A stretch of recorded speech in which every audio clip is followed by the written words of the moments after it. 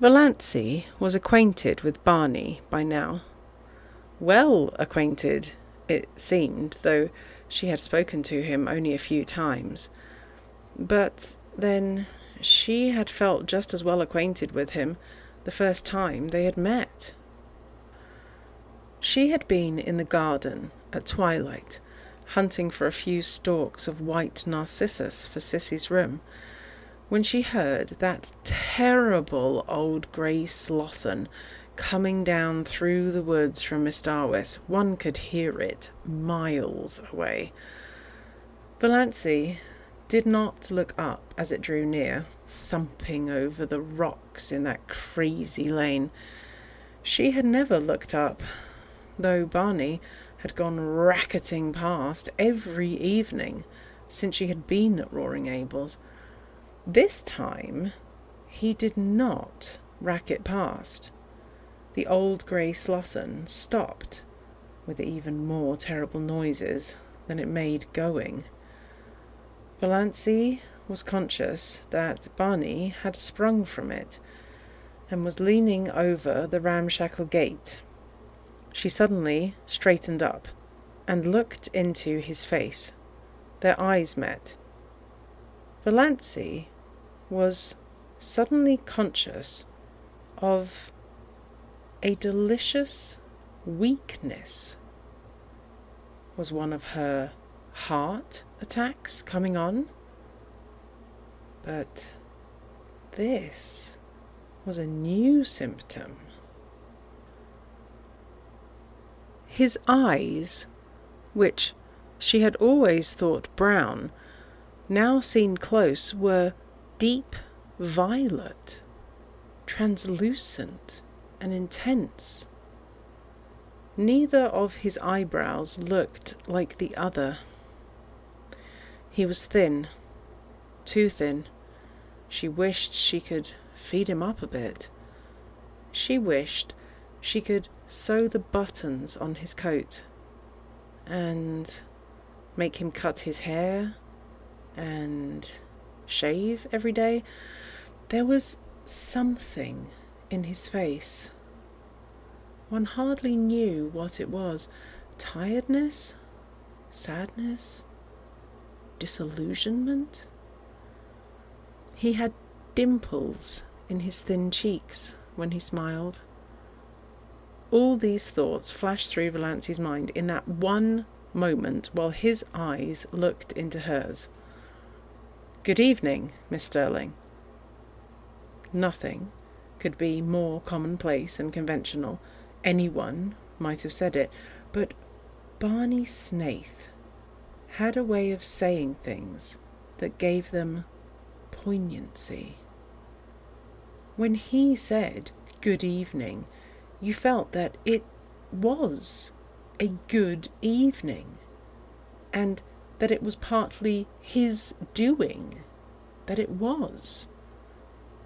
Also, you felt that some of the credit was yours.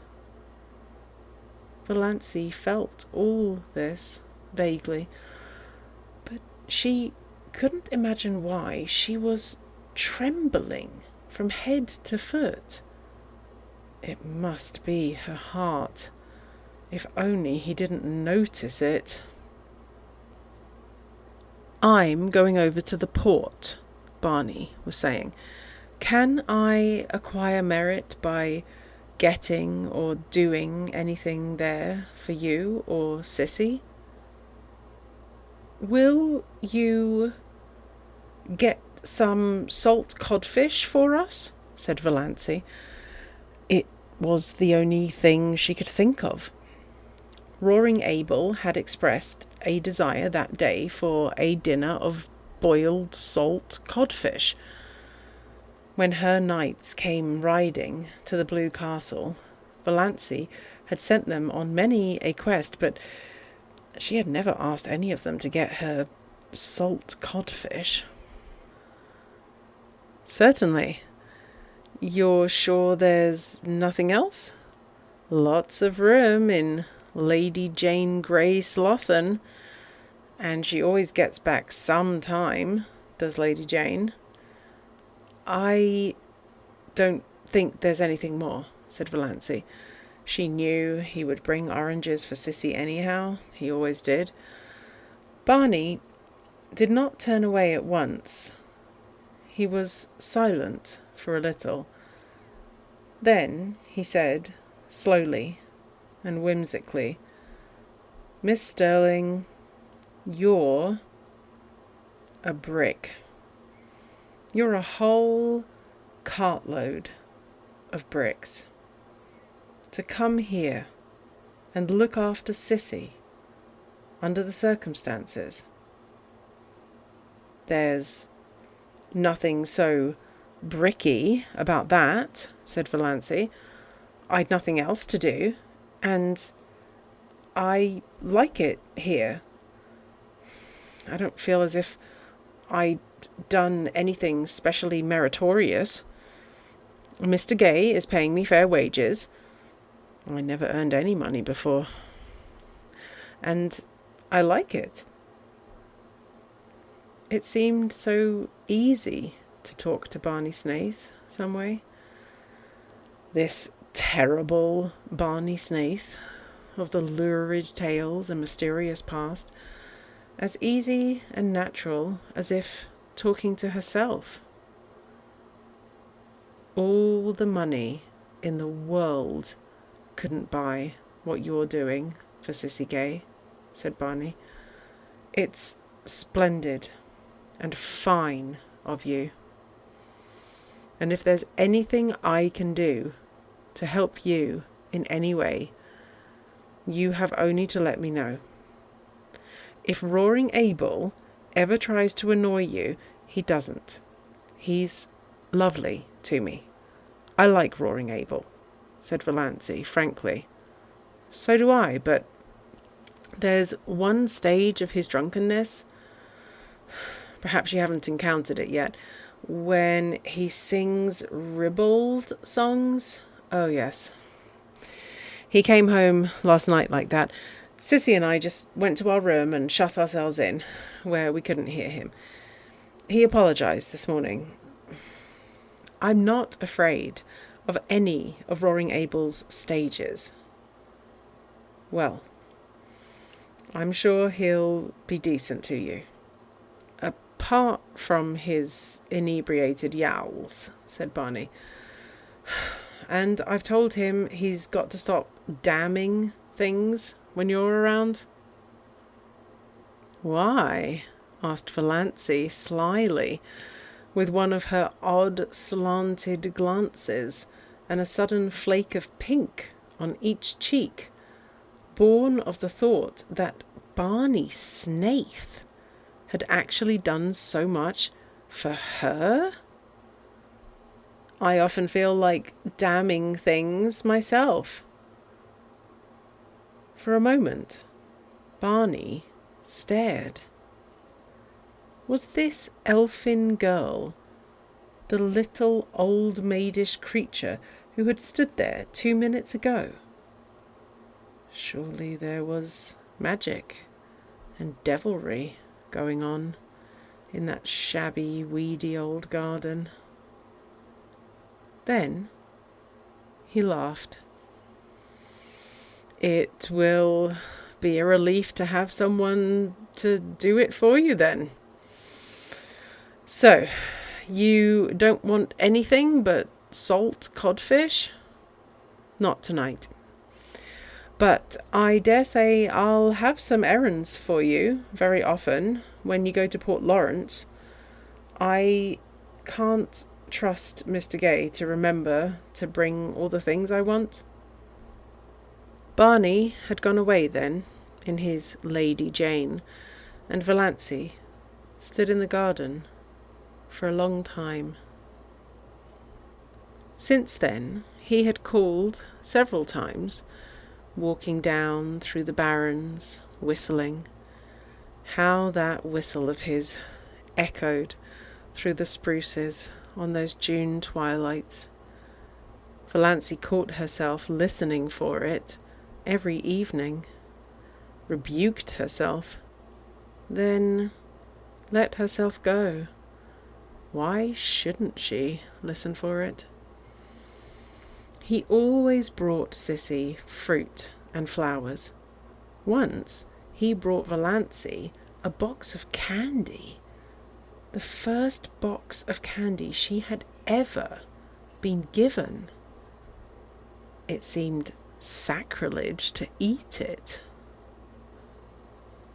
She found herself thinking of him in season and out of season. She wanted to know if he ever thought about her when she wasn't before his eyes, and if so, what? She wanted to see that mysterious house of his back on the Mistawis Island. Sissy had never seen it. Sissy, though she talked freely of Barney and had known him for 5 years, really knew little more of him than Valancy herself. But he isn't bad, said Sissy. Nobody need ever tell me he is. He can't have done a thing to be ashamed of.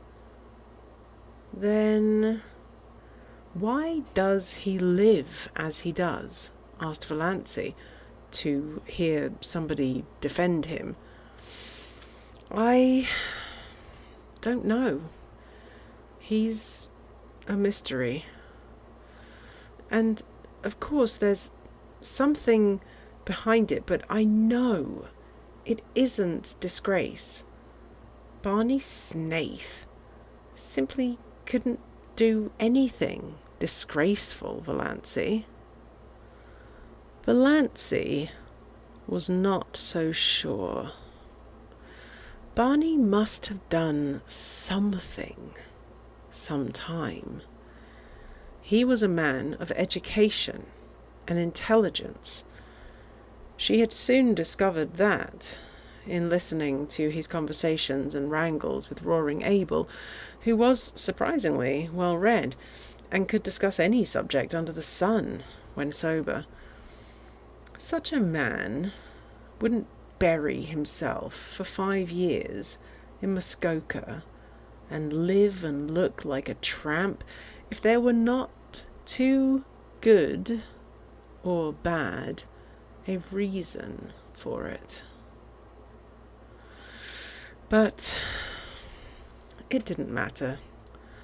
All that mattered was that she was sure now that he had never been Sissy Gay's lover.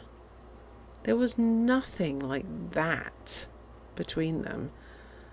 Though he was very fond of Sissy and she of him, as anyone could see, but it was a fondness that didn't worry Valancy. You don't know what Barney has been to me these past 2 years, Sissy had said simply. Everything would have been unbearable without him. Sissy Gay is the sweetest girl I ever knew, and there's a man somewhere I'd like to shoot if I could find him, Barney had said savagely. Barney was an interesting talker, with a knack of telling a great deal about his adventures and nothing at all about himself. There was one glorious rainy day when Barney and Abel swapped yarns all the afternoon while Valancy mended tablecloths and listened. Barney told weird tales of his adventures with shacks on trains while hoboing it across the continent. Valancy thought she ought to think his stealing rides quite dreadful, but didn't. The story of his working his way to England on a cattle ship sounded more legitimate, and his yarns of the Yukon enthralled her, especially the one of the night he was lost on the Divide between Gold Run and Sulphur Valley. He had spent 2 years out there. Where in all this was there room for the penitentiary and the other things? If he were telling the truth. But Valancy knew he was. Found no gold, he said. Came away poorer than when I went, but such a place to live. Those silences at the back of the north wind got me. I've never belonged to myself since. Yet he was not a great talker. He told a great deal in a few well-chosen words. How well chosen, Valancy did not realise, and he had a knack of saying things without opening his mouth at all. I like a man whose eyes say more than his lips, thought Valancy. But then she liked everything about him. His tawny hair, his whimsical smiles, the little glints of fun in his eyes, his loyal affection for that unspeakable Lady Jane, his habit of sitting with his hands in his pockets, his chin sunk on his breast, looking up from under his mismated eyebrows. She liked his nice voice, which sounded as if it might become caressing or wooing with very little provocation. She was, at times, almost afraid to let herself think these thoughts. They were so vivid that she felt as if the others must know what she was thinking. I've been watching a woodpecker all day, he said one evening on the shaky old back veranda. His account of the woodpecker's doings was satisfying. He had often some gay or cunning little anecdote of the woodfolk to tell them. And sometimes he and Roaring Abel smoked fiercely the whole evening and never said a word, while Sissy lay in the hammock, swung between the veranda posts, and Valancy sat idly on the steps, her hands clasped over her knees, and wondered, dreamily, if she were really Valancy Stirling, and if it were only 3 weeks since she had left the ugly old house on Elm Street. The barrens lay before her in a white moon splendour, where dozens of little rabbits frisked.